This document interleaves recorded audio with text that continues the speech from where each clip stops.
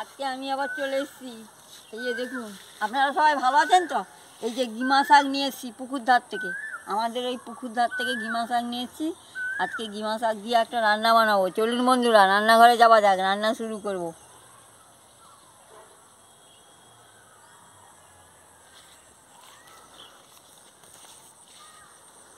রান্নাঘরে চলে এসেছি, গিমা শাকগুলোকে ছাড়িয়ে নেব। এই যে দেখুন বন্ধুরা, এইভাবে আমি ছাড়াচ্ছি।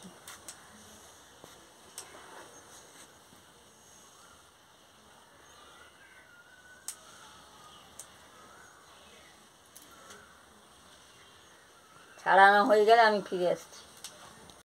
বেছে আমি ধুয়ে নিয়ে চলে এসেছি। এবার আমি উনুনটা ধরিয়ে গেছে, আমি কড়াটা বসিয়ে দিচ্ছি।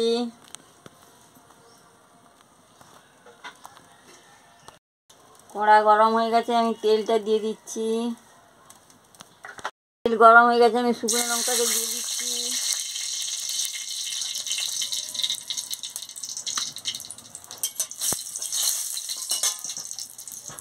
এই যে বেগুন আলু কেটে রেখেছিলাম দিয়ে দিচ্ছি।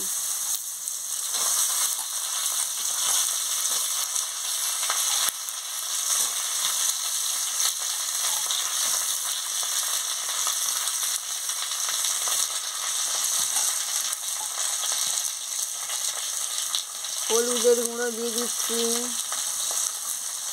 পরিমাণ মতন নুন দিয়ে দিচ্ছি, দিয়ে ভালো করে ভেজে নিচ্ছি।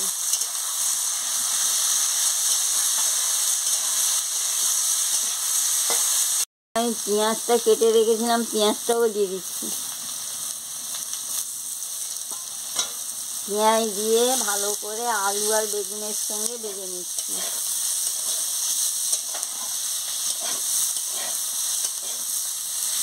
কিমাটাও দিয়ে দিচ্ছি আলু বেগুনের সঙ্গে।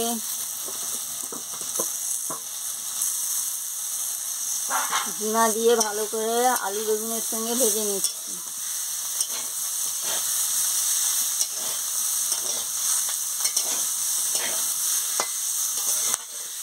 কুমড়োটা দিয়ে দিচ্ছি, লঙ্কার গুঁড়োটা দিয়েছি, দিয়ে ভালো করে ভেজে নিচ্ছি।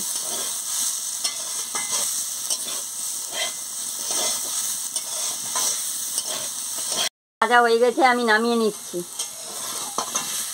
আলু দিয়ে বেগুন দিয়ে গিমা শাক ভেজে খাবেন, খুব ভালো লাগবে। ভালো লাগলে আমাকে লাইক করবেন, শেয়ার করবেন, মেসেজে লিখে জানাবেন, সাবস্ক্রাইব করবেন, বেল আইকনটি বাজিয়ে দেবেন, আমার ভিডিওটা শেয়ার করে দেবেন। আমি আবার কালকে ফিরে আসছি। দেখুন গন্ধটা দারুণ বেরিয়েছে।